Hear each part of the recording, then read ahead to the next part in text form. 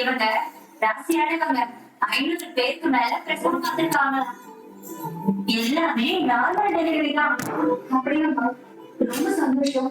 என்னோட வளர்ப்புக்கு வந்ததுக்கு பெரியவங்களோட ஆசை இருந்தாவே நானும் என்னோட குழந்தைங்க சந்தோஷமா இருப்போம். கண்டிப்பா சந்தோஷமா நல்லபடியா இப்ப தரீங்க.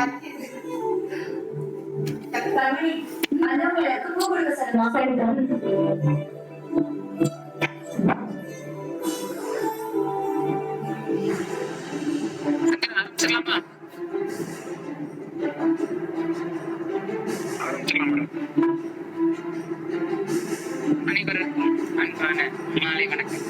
பாபநாசம் திருவள்ளுவர் கல்லூரியின் உலக திருக்குறள் பேரவை கிளை சார்பாக ஒவ்வொரு வாரமும் ஞாயிற்றுக்கிழமை இரவு 7 மணியிலிருந்து 8 மணி வரை நடக்கின்ற இணையவெளி உரையரங்கம். இந்த நிகழ்விற்கு எங்களுக்கு அனுமதி வழங்கிய தவத்திரு அவர்களுடைய திருவடிகளை வழங்கி நிகழ்வினை இனிதை தொடங்குகிறோம். சிறந்த சிறந்த மொழிகளிலே சிறந்த சிறந்த மொழியாம் அன்னை மொழியாம் தாய்மொழியாம் தமிழ் ஆர்வலர் பெருமக்களை வணங்கி நிகழ்ச்சியை நடத்தி கொண்டிருக்கிறோம். இந்த நிகழ்வு முதலில் ஆரம்பத்தில் மாணவர்களுக்காக மட்டுமே ஏற்படுத்தப்பட்ட ஒரு நிகழ்வு. மாணவர்களுடைய பேச்சு திறனையும் சமூக அக்கறையோடு எப்படி இளைய தலைமுறையினர் வாழ வேண்டும் என்பதை கற்றுக்கொள்வதற்காகவே ஆரம்பிக்கப்பட்ட நிகழ்வு. ஆனால் இன்று கல்லூரி மாணவர்களை தாண்டி பல்வேறு இலக்கிய அமைப்பில் இருக்கக்கூடிய தமிழ் ஆர்வலர்களும் பேராசிரியர் பெருமக்களும் பிற கல்லூரி மாணவ மாணவிகளும் இந்த நிகழ்வுகளில் கலந்து கொண்டு மிகச் சிறப்பான வழக்கத்தின் பெருமையினை பறைசாற்றிக் கொண்டிருக்கின்றனர். அந்த அடிப்படையில் எங்களுக்கு இந்த நிகழ்விற்கு ஆக்கம் அளித்து இந்த நிகழ்வினை மிகச் சிறப்பாக நடத்துவதற்கு உறுதுணையாக இருக்கக்கூடிய எம் கல்லூரியினுடைய அதிகாரி மற்றும் செய்தி பிரிவினுடைய சுப்பிரமணியா அவர்களுக்கு பணிவாக தெரிவித்துக் கொள்கிறோம். காலத்திற்கும் பொருந்தக்கூடிய வள்ளுவத்தை கொடுத்து சென்ற அந்த வள்ளுவரினுடைய பெருமையை உலக நாடுகளில் போற்றி பாராட்டிக் கொண்டிருக்கிறது. அதிகமான மொழிகளிலே மொழிபெயர்க்கப்பட்ட ஒரே நூல் என்றால் அது வள்ளுவம் தான்.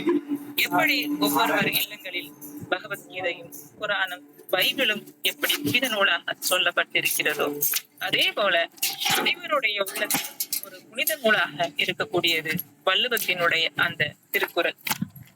இந்த திருக்குறள் நாட்டையும் சமூகத்தையும் உயர்ந்த இடத்திற்கு ஒழுக்கத்தோடு நடத்துவதற்கு உறுதுணையாக இருக்கக்கூடியது. ஏதோ பள்ளி கல்லூரிகளில் மனப்பாடம் செய்வதோடு மட்டுமல்லாமல் அந்த குறள் வழி ஒவ்வொருவரும் வாழ வேண்டும் என்பதே இதனுடைய சாராம்சம். சிறுவர் முதல் பெரியவர் வரை அத்துணை பேர்களும் அந்த வள்ளுவர் சொன்ன குறள் கருத்துக்களை உள்வாங்கி அந்த நீதி நெறிமுறைகளோடு வாழ வேண்டும், அறத்தை போற்ற வேண்டும், சமூகத்தை காக்க வேண்டும் என்ற அந்த உயரிய சிந்தனையில் இந்த நிகழ்வினை மிகச் சிறப்பாக நடத்தி கொண்டிருக்கிறோம்.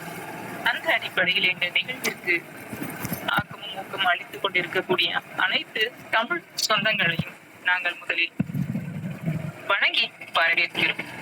இந்த நிகழ்வினை இணைந்திருக்கக்கூடிய தமிழ் சொந்தங்களை தன் இன்குரலால் வரவேற்க வருகிறார் எம் கல்லூரியினுடைய 1ஆம் ஆண்டு கணினி அறிவியல் மாணவி செல்வி தீபிகா அவர்கள்.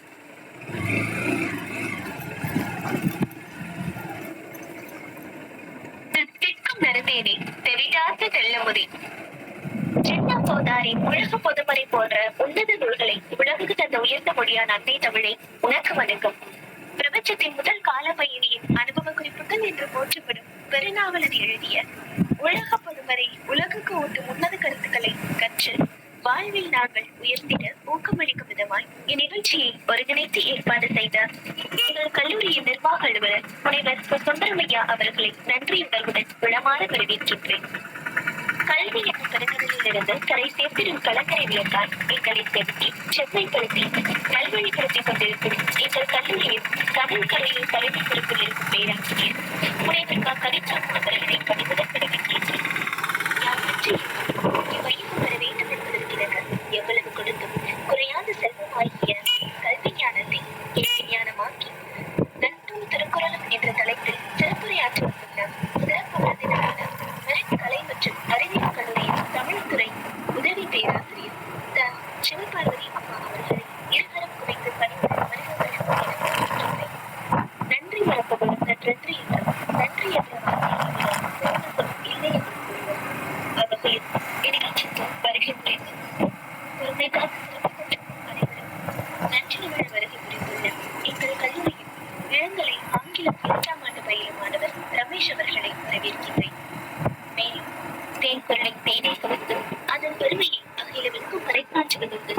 பாதுகாக்கவும் வேண்டும் என அதீத ஆர்வத்தில் இந்நிகழ்ச்சிக்கு வருகை புரிந்துள்ள எனதருமை பாசமிகு தோழமைகளை, அன்றைய பேராசிரியர்களை மற்றும் அனைத்து தமிழ் ஆர்வலர்களையும் வரவேற்று அம்மாவின் திருக்குறையில் உள்ள உன்னத கருத்துக்களை தெரிந்து கொள்ள உங்களை கொள்ள நான் ஆர்வமுடன் விடைபெறுகிறேன். நன்றி. வரவேற்புரையாற்றிய செல்வி தீபிகாவிற்கு நெஞ்சார்ந்த நன்றிகள். இன்று நாம் நம்மளுடைய சிறப்பு விருந்தினர் இருக்கக்கூடிய தலைப்போ நட்பு திருக்குறள். வள்ளுவர் அதிகமான கருத்துக்களை இந்த நட்பு குறித்து மிகச் சிறப்பாக கூறியிருப்பார். நட்பு, நட்பு ஆராய்தல், பழமை, தீநட்பு கூடாது. அதில் நாம் இன்றைய சிந்தனையாக எடுத்துக் கொள்ளக்கூடிய திருக்குறள் நட்பு ஆராய்தல் தலைப்பிலே இடம்பெறக்கூடிய 792 திருக்குறள். ஆய்ந்து ஆய்ந்து கொள்ளாதார் கேள்வி கடைமுறை தாழ்சாம் துயரம். ஒரு மனிதனுடைய குணம், செயல், ஒரு நண்பர்களை தேர்ந்தெடுக்கும் போது ஆய்ந்து ஆய்ந்து கொள்ளாதான் கேள்வி என்பது நட்பு. ஒரு மனிதனுடைய குணத்தையும் அவனுடைய செயல்பாடுகளை முதலில் பல வழிகளில் ஆராய்ந்து அவனிடம் நட்பு கொள்ளலாமா வேண்டாமா என்பதை முதலில் நாம் தீர்மானிக்க வேண்டும். பல வழிகளிலும் ஆராய்ந்து நட்பு செய்யாதவன் முடிவில் எப்படி சொல்கிறார் என்றால், தான் சாம் துயரம் தரும், தான் இறப்பதற்கு காரணமாகிய துன்பங்களை தானே விளைவிப்பான் என்று வள்ளுவர் பெருந்தகை சொல்கிறார். அதனால்தான் முதலில் நட்புனா என்ன அப்படிங்கிற விளக்கத்தை குறட்பாக்களில் கூறி அடுத்த அதிகாரமாக நட்பு ஆராய்தல் அதிகாரத்தை அமைத்திருப்பார். வாழ்வில் இந்த நட்பு என்பது ஒரு உயரிய இடத்தை பிடிக்கக்கூடியது. சிறியவர் முதல் பெரியவர் வரை அத்துணை பேர்களுக்கும் இந்த நட்பு பல வழிகளிலும் கை கொடுக்கக்கூடியது. நாம் அதை எப்படி தேர்ந்தெடுக்க வேண்டும், எவ்வாறு இருக்க வேண்டும் என்பதை மிக அழகாக வள்ளுவர் 50 குறட்பாக்களில் மிகச் சிறப்பாக கூறியிருப்பது சிறப்பு. அதில் நம்மளுடைய சிறப்பு விருந்தினர் இன்று நட்பும் இப்போதும் ஒரு குறள் சிந்தனையோடு கருத்துக்களை தொடங்குவோம். இன்றைய சிறப்பு விருந்தினர் நட்பும் திருக்குறளும் என்ற தலைப்பிலே கருத்துக்களை நம்மிடையே பரிமாற வருகிறார்கள். அவர்களை பற்றிய ஒரு அறிமுகம் என்னவென்றால், அம்பாசமுத்திரம் பகுதி உட்காடு என்னும் கிராமத்திலிருந்து வரக்கூடிய சிவபார்வதி. இதில் என்ன சிறப்பு என்று சொல்வதில் எங்களுக்கு ஒரு பெரிய மகிழ்ச்சி. நம் கல்லூரியில் படித்த முன்னாள் மாணவி, என்னுடைய மாணவி என்று சொல்வதில் எனக்கு ஒரு மகிழ்ச்சி. தமிழ் துறையிலேயே இளங்கலை படித்தவர், துணிச்சல், தைரியம், மிகச் சிறப்பாக கல்வி கற்கக்கூடிய ஒரு அன்பான ஒரு மாணவி. தவறு என்றால் முகத்துக்கு நேரே சுட்டி காட்டக்கூடிய அந்த குணம் சிறு வயதிலிருந்தே அவர்களிடம் உண்டு. படிப்பிலும் சரி, எல்லா துறை சார்ந்து ஒரு சுட்டித்தனமான ஒரு குழந்தையாக வளம் வந்தவர்கள் இன்று அம்பை மெரிட் கலை அறிவியல் கல்லூரியில் இடைவெளியில் இருக்கக்கூடிய அந்த கல்லூரியில் தமிழ் துறையில் உதவி பேராசிரியராக பணிபுரிந்து கொண்டிருக்கிறார். இக்கல்லூரியில் இளங்கலை படித்து முதுகலை மனோன்மணியம் சுந்தரார் பல்கலைக்கழகத்தில் படித்தவர்.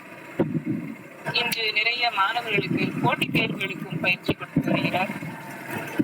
சிறப்பாக சொல்ல வேண்டும் என்றால், தான் பல விஷயங்களை தேடி தேடி ஆர்வத்தோடு படிக்கக்கூடியவர், தான் படித்ததை மற்றவர்களுக்கும் சொல்லிக் கொடுக்கக்கூடிய ஒரு உன்னத ஆற்றல் பெற்றவர்தான் இன்றைய சிறப்பு விருந்தினர்.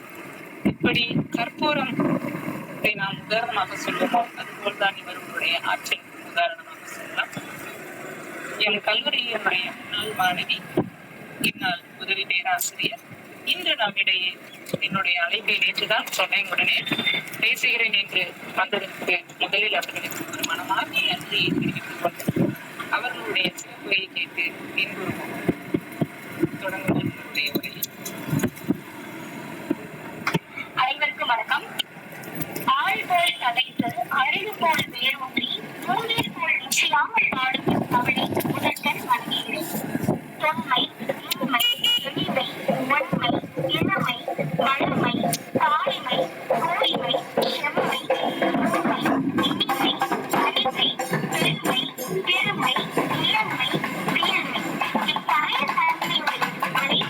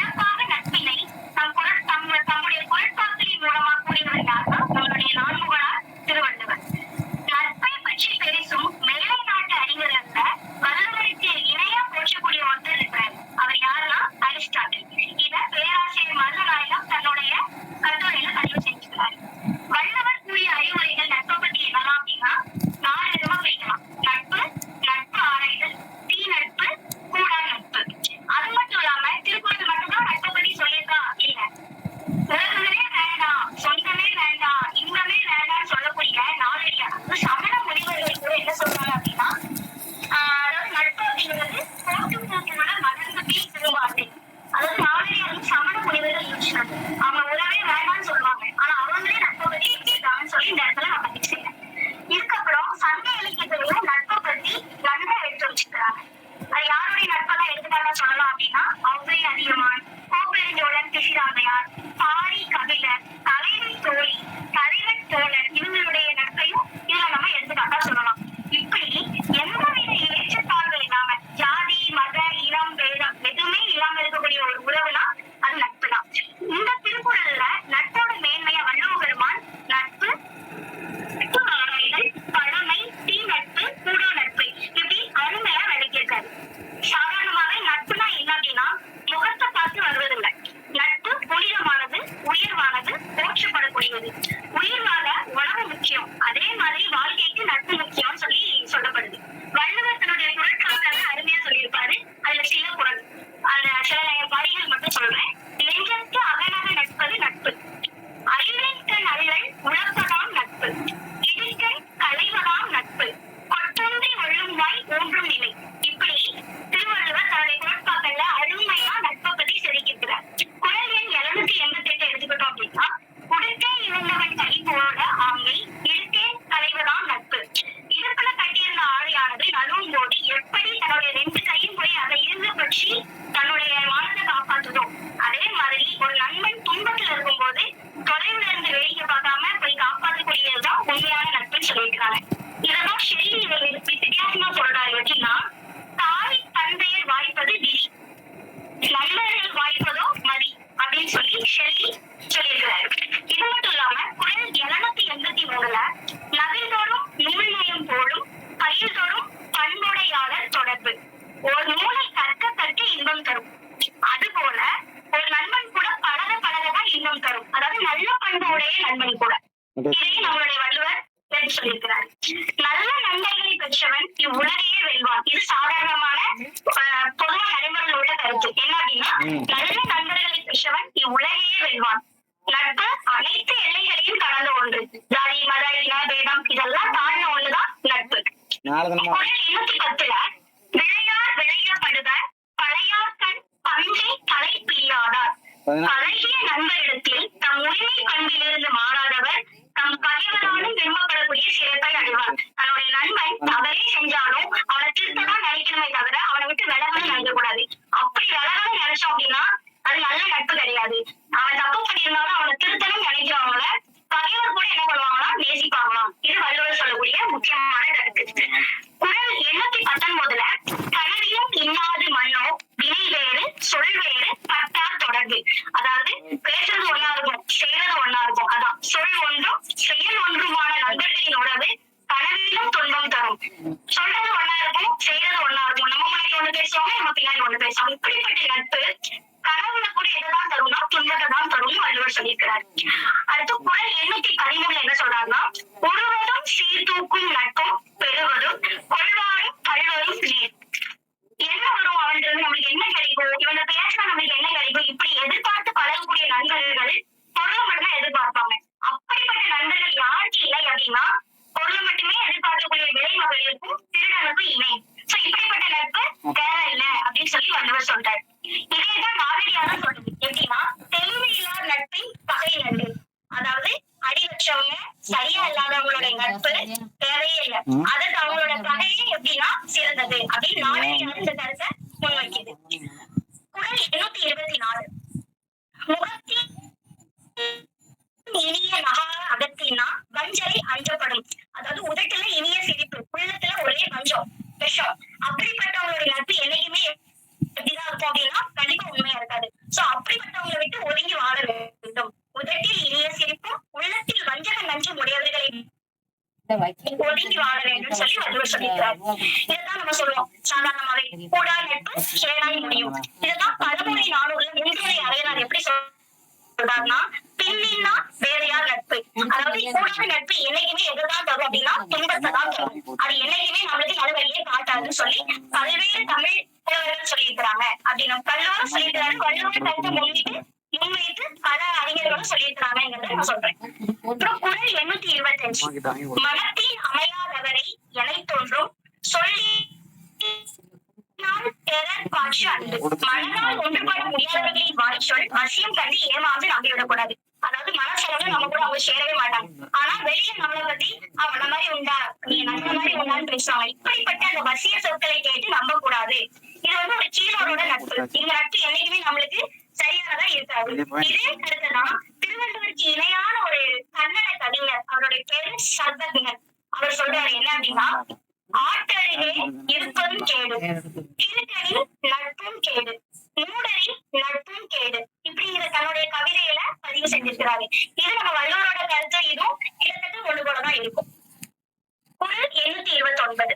மிகச் செய்து தம் எழுவாரை நகச் செய்து நட்பினுள் சாப்புள்ளார் பாற்று. மிகையாக நட்பு பாராட்டி உள்ளத்தின் உள் இகழ்வாரிடம் இருந்து மெல்ல அவர்களை மகிழ செய்து நலிவிடும். அந்த பொண்ணுல என்ன அப்படின்னா, மனசுக்குள்ள ரொம்ப நம்மளை பத்தி கெடுதல்தான் நினைப்பாங்க. ஆனா நம்ம முன்னாடி உன்ன மாதிரி உண்டா அப்படின்னு சொல்லி அப்படியே வாய் வார்த்தையில எவ்வளவோ பொய் சொல்ல முடியுமோ சொல்லுவாங்க. இப்படிப்பட்டவங்களுக்கு ஒரே விலகாத. எப்படி விலகுனா, அவன்கிட்ட பேசிட்டு கொஞ்சம் கொஞ்சமா அவனை விட்டு நல்லிடுன்னு சொல்லி சொல்றாரு வள்ளுவர். இதுதான் முதுமொழி காண்டிலே சொல்றாங்க. எப்படின்னா, பகைவருடன் மீறி நட்பு கொண்டால் வறுமை உண்டாகும். முதுமொழி காண்டில 83வது பாடல். செற்று உடன் உறைவோனை சேர்தல் நல்போர் நன்று. என்னைக்குமே ஒரு பகைவனுடைய நட்பு நம்ம பாராட்டணும் அப்படின்னா அது வறுமைதான், துன்பதான். அதை வச்சு என்னைக்குமே இன்பம் கிடையாது அப்படின்னு சொல்லியிருக்கிறாங்க. இதே இனியவை நாட்போது இந்த கருத்தை சொல்லுது. கோட்டாறு ஒட்டி குழல் அதனினும் முன் இனிமை. எது இனிமை? அவங்கள சேராம இருக்கிறதே இனிமை. ஆத்திசூடி இதைதான் சொல்லுது. ஓநாரை தேரல். இப்படி வள்ளுவர் மட்டும் இல்லாம நட்பை பத்தி பல தமிழ் புலவர்கள் பேசியிருக்காங்க. ஆனா அதுல இருக்கிற கருத்துக்கள் எல்லாமே வள்ளுவரை முன்னிட்டுதான் இருக்கக்கூடிய கருத்துக்களா இருக்கு. நட்பு கொள்ளும் முறை. எப்படிப்பட்டவன்ட்ட ஃப்ரெண்டா இருக்கும், எப்படிப்பட்டவனுடைய ஃப்ரெண்ட்ஷிப் உண்மை அப்படின்னா, ஒருவன் மற்றவர்களுடன் நட்பு கொள்ளும் போது அவர் குணநலன்களை ஆராய்ந்து நட்பு கொள்வதே சிறந்த நட்பாகும். நல்ல குணம் இருக்கணும். அதுதான் குறள் 293 சொல்லியிருக்கிறாரு. குணநலும் குடிமையும் குற்றமும் குன்றா இனநலும் அறிந்தியாக்க நட்பு. எதெல்லாம் பார்க்கணும்னா அவனோட குணம், அவனோட குடிப்பிறப்பு, அவனோட குற்றம். அதுக்காண்டி அவனோட பணக்காரனா ஏழையா, அவனோட குலம் ஜாதி மதம் அப்படி இல்லை, அவனுடைய இயல்பான நல்குணம் தீகுணம் அத சொல்லியிருக்கிறாரு. குடிப்பிறப்பு, நல்ல குடியில பிறந்தவனா. நல்ல குடினா அந்த இடத்துல ஜாதி அந்த மாதிரி இல்ல, எப்படிப்பட்ட தன்மையுடைய குடும்பத்தை சார்ந்தவன், எப்படிப்பட்ட நல்ல பண்புகளுடைய குடும்பத்தை சார்ந்தவன் அப்படிங்கிற மாதிரி சொல்லியிருக்கோம். இதுதான் இன்னா 40 சொல்லுது. நன்மை இல்லாத தொடர்பு இன்னா. எப்படின்னா, நன்மை செய்யாதவங்களோட தொடர்பு என்னைக்குமே பிரச்சனை தான். அதுதான் நண்பர்களை ஆராய்ந்து தேர்ந்தெடுக்க வேண்டும்னு சொல்லுவாங்க. ஒரு ஃப்ரெண்டை நம்ம தேர்ந்தெடுக்கோமா, எல்லா விதத்திலையும் கரெக்டா, எல்லா விதத்திலையும் கரெக்டானா பணம் அப்படி இல்ல, குணத்தின் அடிப்படையில தேர்வு செய்யணும்னு சொல்லி சொல்றாங்க. அதுக்குதான் ஒரு வார்த்தை சொல்லுவாங்க அடிக்கடி, உன் நண்பனை காட்டு நீ யார் என்று சொல்கிறேன் அப்படின்னு. ஏன்னா நம்மளுடைய நண்பனை வச்சுதான் நம்மள வந்து இந்த சமுதாயத்துல அளவிடக்கூடிய ஒரு விஷயம், அளவிடக்கூடிய ஒரு கருவியே எதுனா நண்பன் தான் சொல்லி சொல்லப்படுது. நட்பை காத்தல். தம்மிடம் நட்பு கொண்டவரை புறம் கூறாது வாழ்தல் இனிது. ஒரு நண்பன் இருக்கான்னா அவனை பத்தி புறம் பேசாம இருக்கும். இதைத்தான் இனியவை 40 சொல்லுது. நட்டார் புறங்கூறான் வாழ்தல் நனி இனிதே. இதைத்தான் வந்து ஒரு வார்த்தையில சொல்லுவாங்க. பெருமைக்காரன் கடவுளை இழப்பான், பொறாமைக்காரன் நண்பனை இழப்பான், கோபக்காரன் தன்னையே இழப்பான் அப்படின்னு சொல்றாங்க. நண்பர்களுடன் புறம் கூறாமை அப்படிங்கிற விஷயத்த புறங்கூறுதல் அப்படிங்கிற மீனிங் இதுக்கு கிரியா தற்கால தமிழகராதி பேக் ஆஃப் த பாம் அப்படிங்கிற ஒரு வார்த்தையை கொடுக்குது. 87வது குறள்ல இணைத்தும் குறுகுதல் ஒம்பல் மணி கிழங்கி மண்ணில் படிப்பார் தொடர்பு. பிரிக்கடகமும் இதேதான் சொல்லுது. குறளையும் நட்பும் அளவு தோன்றும். ஒண்ணும் இல்ல, நண்பர்களிடம் புறம் கூறக்கூடாது, நண்பரை பத்தியும் புறம் கூறக்கூடாது. குறள் 786. முகநக நட்பது நட்பன்று நெஞ்சத்து அகநக நட்பது நட்பு. முகமற்று மகிழ நட்பு கொள்வது நட்பாகாது. முகத்தால எவ்வளவோ சந்தோஷப்படுற மாதிரி நடிக்கலாம், ஆனா உள்ள வந்து எப்படி இருக்கணும்னா உண்மையான நட்பு, ஒரு சந்தோஷம் இருக்கணும். அததான் சொல்றாங்க. முகம் மட்டும் மகிழ நட்பு கொள்வது நட்பாகாது, உளமாற நட்பு கொள்வதே சிறந்த நட்பு. இதுதான் சில வார்த்தைகளால குறிப்பிட்டிருக்காங்க. நிழல் தரும் மரமே நட்பு, அடிக்கடி நீர் வார்க்க வேண்டிய பயிரே நட்பு. இப்படி நட்புக்கு பல்வேறு அடைமொழிகள் சொற்கள் எல்லாமே சொல்லப்படுது.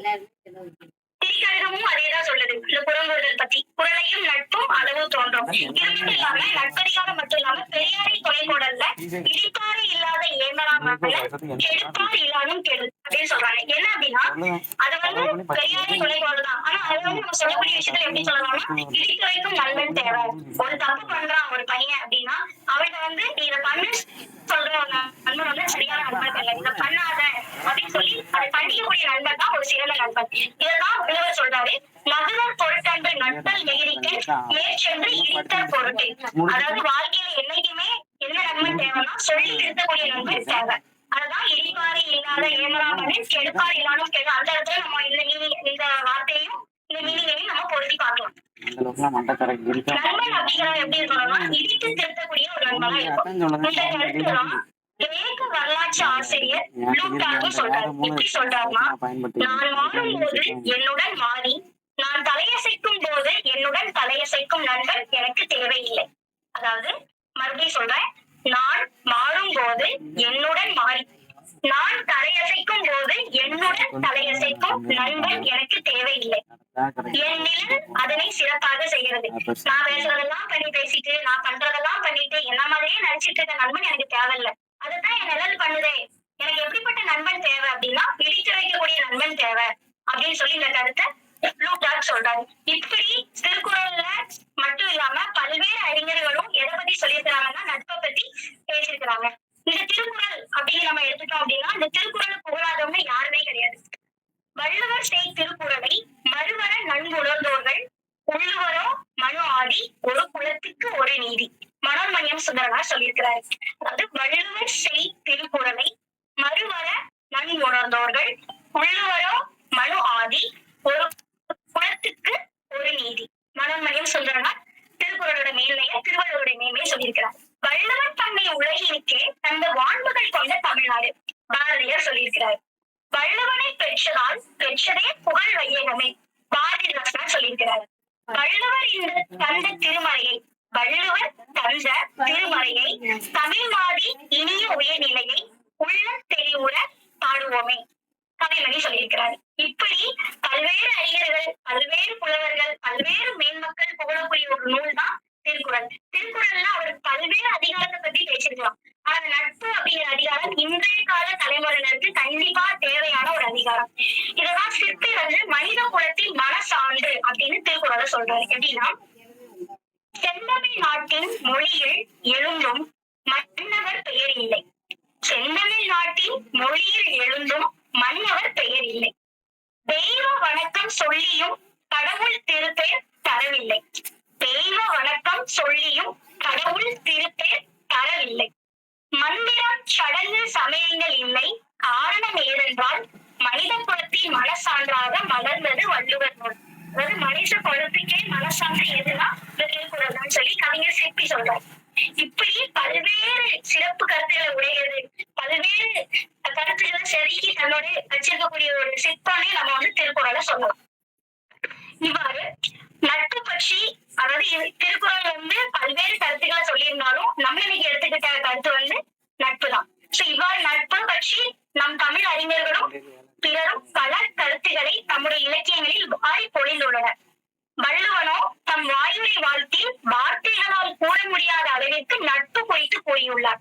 இந்த கருத்துக்களை எண்ணி நட்பில் சிறந்து வாழ்வில் சிறந்து வையகத்திலும் சிறக்க வாழ்த்துகள் கூறி விடைபெறுகிறேன். நன்றி.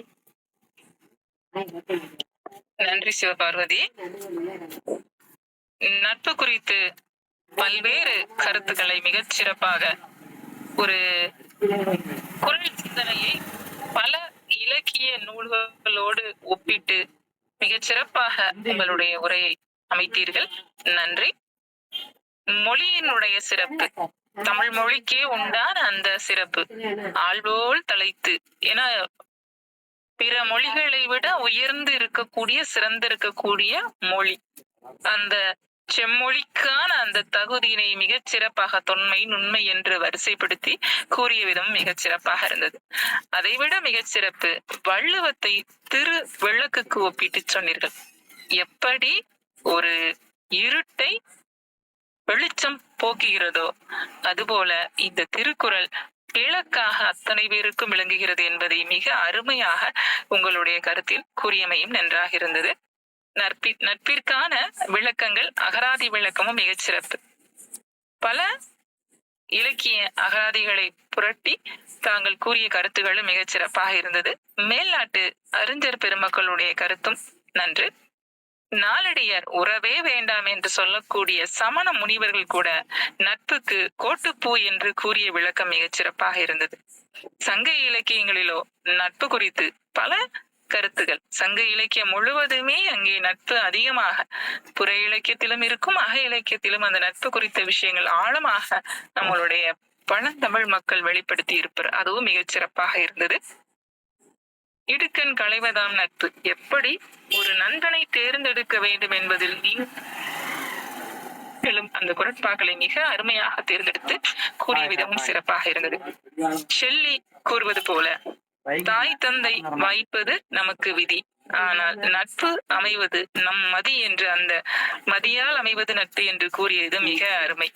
ஏன்னா நம்ம வள்ளுவ பெருந்தகையும் அதைத்தான் சொல்கிறார். அறிவாற்றலோடு ஒரு நண்பனை தேர்ந்தெடுத்தால் இன்னைக்கு பல சமூக பிரச்சனைகளுக்கும் இந்த நட்பு என்பது ஒரு காரணம். அதை மிக அருமையாக விளக்கினீர்கள். சொல் ஒன்று செயல் ஒன்று இருக்கக்கூடியவருடைய நட்பு நமக்கு துன்பத்தை தரும். ஆம், எதிர்பார்ப்போடு இருக்கக்கூடியவர்களை எப்படியெல்லாம் பிற மக்களோடு ஒப்பிட்டு கூறிய விதமும் அருமையாக இருந்தது. நாளடியாருடைய விளக்கம் அதற்கு ஏன்னா அருமையாக முதலில் வள்ளுவ பெருந்தகை கூறியிருப்பதே பின்னால் வந்த நாளடியாரை அதே கருத்துக்கள் மிகச் சிறப்பாக கூறியிருப்பார்கள். வள்ளுவத்தை அடியொற்றி பின்னால் வந்த துணை நீதி இலக்கியங்களில் உள்ள கருத்துக்களை கூறிய விதம் மிகச் சிறப்பாக இருந்தது. பழமொழி 400. இப்படி கூடா நட்பு கேடாய் முடியும், உதட்டில் சிரிப்பு உள்ளத்தில் வஞ்சம். இப்படிப்பட்ட கயவர்களை எப்படி தேர்ந்தெடுப்பது என்பதை கண்டுபிடிப்பது என்பதை கூட வள்ளுவர் மிக அழகாக கூறியிருப்பார். பழமொழி 400 பின்னின்றார் பேதையார் நட்பு மிகச் சிறப்பாக அதற்கு ஒரு உதாரணம். அதைவிட சிறப்பு, இன்னைக்கு வள்ளுவத்தினுடைய கருத்துக்களை கூறிக்கொண்டே இருக்கக்கூடிய நவீன கவிஞர்களுடையும் பிற மொழி கவிஞர்களுடைய அந்த கவிதைகளோடு கூறிய விதம் மிகச் சிறப்பாக இருந்தது. தீய நண்பர்களோடு பழகும் போது எப்படி நமக்கு தீமை விளையும் என்பதை அது ஒரு கன்னட கவிஞனுடைய வரிகளோடு ஒப்பிட்டு கூறிய விதம் மிகச் சிறப்பாக இருந்தது. அற்றங்கரையோரம் இருப்பது கேடு. ஆம், புதுமொழி காஞ்சி அந்த பகைவனோடு நட்பு பாராட்டும் போது ஏற்படக்கூடிய துன்பங்கள். இனியவை நாற்பதில் கூறக்கூடிய கருத்து ஆத்திச்சூடி இன்னா நற்பது. இப்படி பல இலக்கியங்களை மிக அருமையாக ஒப்பிட்டு கூறிய விதமும் நன்றாக இருந்தது. பொறாமை குணம் இருக்கக்கூடியவன் நண்பனை இழப்பான் என்று அந்த சொல்லக்கூடிய வரிகளும் அற்புதம். நண்பர்களிடம் புறம் பேசுவது புறம் கூறுதல், நண்பர்களை பற்றி அடுத்தவர்களிடம் பேசுவதும் குற்றம் என்பதை மிக அழகாக வள்ளுவர் இதில் இன்னொரு அதிகாரத்தில் இடம்பெறக்கூடிய அந்த குறளையும் இங்கு ஒப்பிட்டு கூறிய விதமும் நன்றாக இருந்தது. பெரியாரை துணை கொடல், இடிப்பாறை இல்லாத ஏமாற மன்னர். எப்படி ஒரு மன்னனுக்கு அவன் செய்யக்கூடிய தவறுகளை சுட்டி காட்டக்கூடிய அமைச்சர்களும் புலவர் பெருமக்களும் அன்றைய காலகட்டத்துல இருந்தாங்க.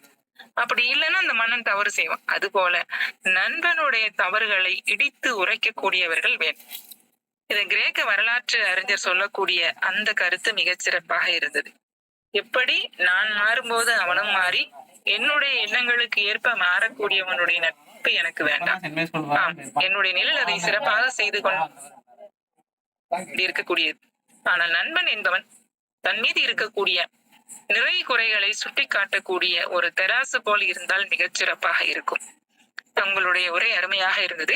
நட்பை குறித்து வள்ளுவத்தை பற்றி பாடாத புலவர்கள் கவிஞர்கள் யாருமே இல்லை என்று சொல்லலாம். அதில் மனோன்மணியம் சுந்தரனார் அவருடைய கருத்து மிகச் சிறப்பாக இருந்தது. தேர்ந்தெடுத்து கூறிய விதம் அருமை. பாரதியாருடைய சிந்தனை, பாரதிதாசன், கவிமணி என்று பல இலக்கிய ஆளுமைகளுடைய வரிகளை சுட்டிக்காட்டி கூறிய விதம் மிகச் சிறப்பாக இருந்தது. நட்பிற்காக தாங்கள் கொடுத்த விளக்கமும் அருமையாக இருந்தது. மனித குலத்தின் மனச்சான்று என்று அந்த சிற்பி சொல்லக்கூடிய அந்த விளக்கமும் மிக அற்புதமாக இருந்தது.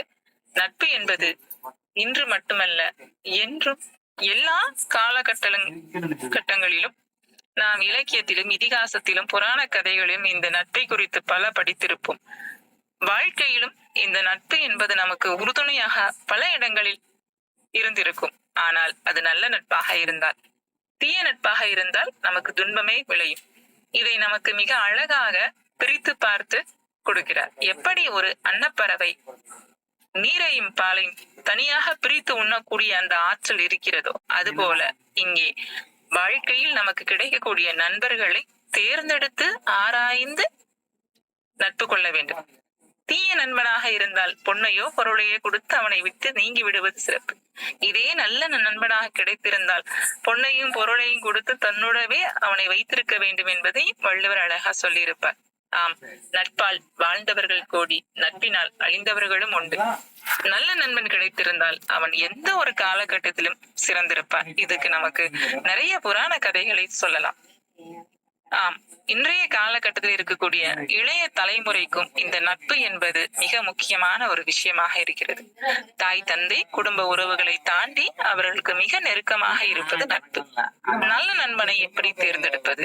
வள்ளுவத்தை படித்தால் நல்ல நண்பனை மிக எளிமையாக தேர்ந்தெடுக்கலாம், வாழ்வில் சிறந்திருக்கலாம் என்று உங்கள் உரை மிக அருமையாக இருந்தது. நன்றி பேராசிரியர் பெருந்தகையே. இந்த நிகழ்வினை குறித்து இந்த இணைய வழியில் இணைந்திருக்கக்கூடிய தமிழ் ஆர்வலர்கள் உங்களுடைய கருத்துக்களை பதிவு செய்வதாக இருந்தால் கூறலாம்.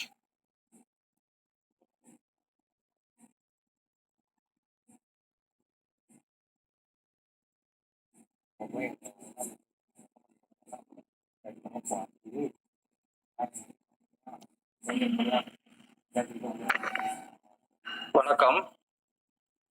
லட்சுமணன் சார், சொல்லுங்க சார். வணக்கம். திருக்குறள் பேரவை கிளையின் அத்துணை நேயர்களுக்கும் எனது அன்பான வணக்கங்களை தெரிவித்துக் கொண்டு, நட்பு என்பது பள்ளியிலே தொடங்கி வாழ்நாள் முழுவதும் பயணிப்பதுதான் நட்பு. தன் பெற்றோர்களிடம் கேட்க முடியாத விஷயங்களையும் உதவிகளையும் நண்பர்களிடம் கேட்கலாம். ஜாதி மதம் பார்ப்பதிலே நட்பு. நண்பர்கள் தாங்கள் தனிப்பட்ட விருப்பு வெறுப்புகளை மறந்து ஒருவரை ஒருவர் அனுசரித்து செல்வது என்பது அது ஒரு பெரிய நட்பு. உறவுகள் யாரும் அனுசரிக்க முடியாத அளவில் கூட வாழ்க்கையின் ரகசியங்களை பகிர்ந்து கொண்டு ஆறுதல் பெறக்கூடியது நட்பு.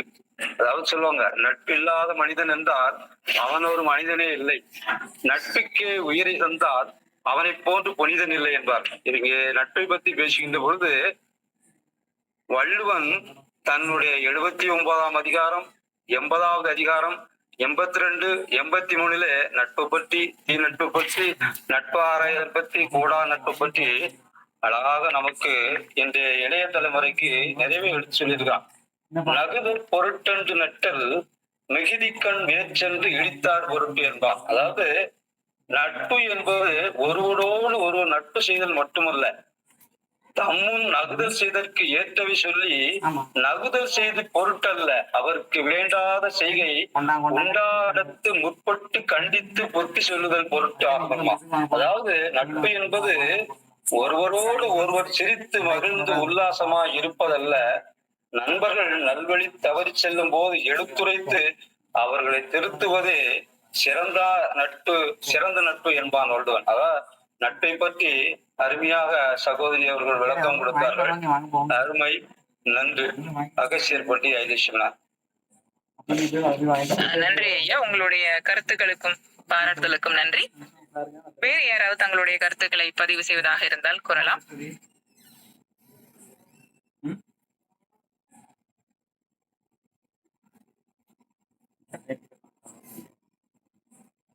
இந்த இணைய வழி உரையரங்கில் கலந்து கொண்டிருக்கக்கூடிய அனைத்து தமிழ் சொந்தங்களுக்கும் நன்றி கூற வருகிறார் எம் கல்லூரியினுடைய 2ஆம் ஆண்டு இளங்கலை ஆங்கிலத்துறை மாணவன் செல்வன் ரமேஷ் அவர்கள். தென்பொதிகையில் தவழ்ந்த மொழி, கம்பன் கவி வடித்த மொழி, பிறந்து சிறந்த மொழிகளிலே சிறந்தே பிறந்த மொழியாகிய அன்னை தமிழை வணங்கி எனது நன்றியுரையை தொடங்குகிறேன். வாரந்தோறும் இந்த இணையவழி கருத்தரங்கு நடைபெற ஒப்புதல் அளித்த தவத்திரு குருமகா சன்னிதானம் குன்றக்குடி பொன்னம்பலம் அடிகளார் திருவடி தொழுகிறேன். மேலும் இவ்விழாவினை சீரும் சிறப்புடன் வாரந்தோறும் நிகழ்த்தி சிறப்பினை கண்டுவரும் திருவள்ளுவர் கல்லூரியின் சுயநிதி பிரிவு இயக்குனர் மற்றும் நிர்வாக அலுவலர் முனைவர் சு சுந்தரமையா அவர்களுக்கும் உலக திருக்குறள் பேரவை கிளை திருவள்ளுவர் கல்லூரி சார்பில் நன்றியினை தெரிவித்துக் கொள்கிறேன். மேலும் இன்றைய விழாவின் நாயகி சிவபாரதி, உதவி பேராசிரியர் தமிழ் துறை, மெடி கலை மற்றும் அறிவியல் கல்லூரி இடைகால் அவர்களுக்கு உலக திருக்குறள் பேரவை கிளை திருவள்ளுவர் கல்லூரியின் சார்பாக நெஞ்சம் கணிந்த நன்றியினை தெரிவித்துக் கொள்கிறேன். மிகவும் அருமையாக திருப்புரை ஆற்றினீர்கள், நன்றி அம்மா.